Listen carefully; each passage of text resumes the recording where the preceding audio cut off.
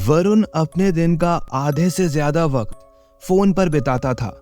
न किसी से मिलना जुलना, बस फोन की स्क्रीन को घूरते रहना। उसकी ये लत घर वालों के लिए भी परेशानी का सबब बन चुकी थी और अब तो वो स्कूल में भी कई बार फोन चलाते पकड़ा गया था। वरुण की माँ अक्सर उसे कहती, सुधर जा वरना बहुत पछताएगा। उसे शायद इल्म नहीं था कि माँ की ये बात बहुत जल्दी हकीकत में तब्दील होने वाली है। एक रोज जब वो स्कूल से लौटकर घर आया तो वो आराम से बिस्तर पर बैठकर फोन चला रहा था कि तभी उसे एक नोटिफिकेशन आया। इस नोटिफिकेशन में लिखा था, वेलकम टू secretmurder.com, यानी secretmurder.com में आपका स्वागत है। वरुण इस नोटिफिकेशन को देखकर बेहद डर गया, क्योंकि उसे अच्छे से याद है कि उसने कभी ऐसी कोई वेबसाइट अपने फोन में नहीं खोली। वो उसे इग्नोर करता है और फिर फोन बंद करके सो जाता है। शाम को जब वो उठता है तो देखता है कि उसकी मोबाइल की स्क्रीन उस secretmurder.com के नोटिफिकेशन से पूरी भर चुकी है। उसे ये सब देखकर बहुत गुस्सा आता है। वो झल्लाते हुए उस नोटिफिकेशन पर कैंसिल बटन दबाता है, पर फोन हैंग हो जाता है। वरुण अपना फोन रीस्टार्ट करता है। एक दिन जब वो स्कूल में बैठा था तभी उसके मोबाइल में एक के बाद एक कई मैसेज आते हैं। वो स्क्रीन खोलता है तो उसे दोबारा वही नोटिफिकेशंस दिखते हैं। वो फिर कैंसिल करता है और एक बार फिर उसका फोन हैंग हो जाता है। गुस्से में वो फोन वापस बैग में पटक देता है।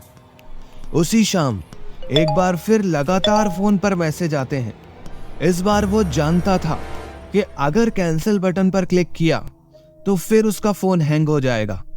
लिहाजा वो उस वेबसाइट को खोलकर उसमें क्या है यह देखने की कोशिश करता है, मगर शायद ये उसके जीवन की सबसे बड़ी गलती थी। जैसे ही वरुण उस वेबसाइट को खोलता है, एक वीडियो कॉल स्टार्ट हो जाता है। वरुण का कैमरा उसकी तस्वीरें खींचने लगता है और सामने एक अजीब सी लड़की कमरे में बैठी नजर आती है। उस लड़की का चेहरा बेहद ही अजीब और डरावना था। शुरुआत में वरुण को लगता है जैसे उसने किसी भूत को देख लिया हो, मगर फिर उसे लगता है जैसे ये कोई मजाक है और किसी ने उसके साथ कोई प्रैंक किया है। वो स्क्रीन को बंद करने की कोशिश करता है, मगर फोन एक बार फिर हैंग हो जाता है।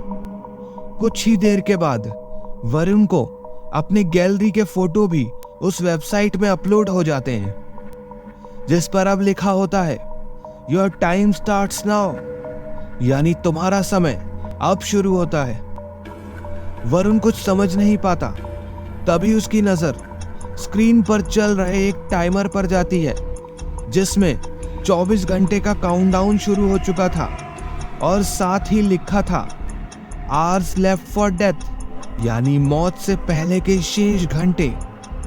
वरुण के मन में डर तो था, मगर अभी भी वो इन सब चीजों को महज एक मजाक की तरह देख रहा था।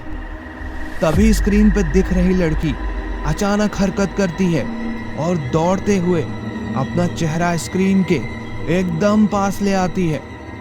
उसे करीब से देखते ही वरुण के होश उड़ जाते हैं। वो वही लड़की थी जिसने कुछ महीने पहले खुदकुशी कर ली थी। वरुण ने मोबाइल फौरन छोड़ दिया। उसकी पूरी रात डरते डरते कटी। अगले दिन सुबह स्कूल जाने से पहले उसने अपना फोन चेक किया। फोन के ऊपर लिखा था, 12 घंटे और बाकी हैं। वो दिन भी निकला।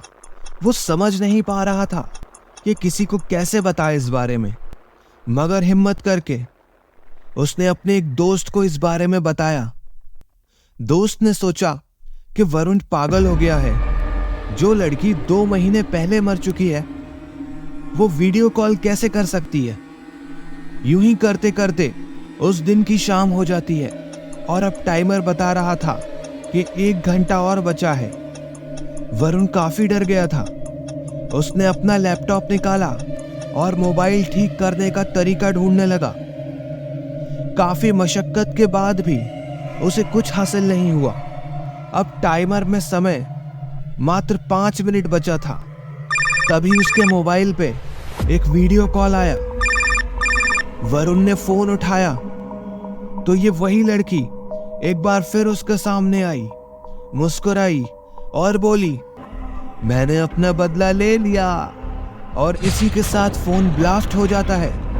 आवाज सुन के उसके माँ बाप कमरे में आते हैं तो देखते हैं कि वरुण का चेहरा पूरी तरह से जला हुआ है और उसकी मौके पर ही मौत हो गई। वारदात के बाद जब पुलिस तफ्तीश हुई तो उसके दोस्त ने खुलासा किया कि वरुण उसे बता रहा था कि उसकी जान खतरे में है। साथ ही एक लड़की के बारे में बताया जो स्कूल की ही थी और उसने कुछ महीने पहले खुदकुशी कर ली थी। जब पुलिस ने सख्ती से पूछताछ की तो उसने बताया कि दरअसल वरुण उसके साथ रिलेशनशिप में था। उसने धोखे से उस लड़की के प्राइवेट फोटोज मांगे और वायरल कर दिए, जिसके बाद वो डिप्रेशन में आ गई और मजबूर होकर आत्महत्या कर ली। शायद आज इतने महीने बाद उसने वरुण के मोबाइल के जरिए अपना बदला ले लिया।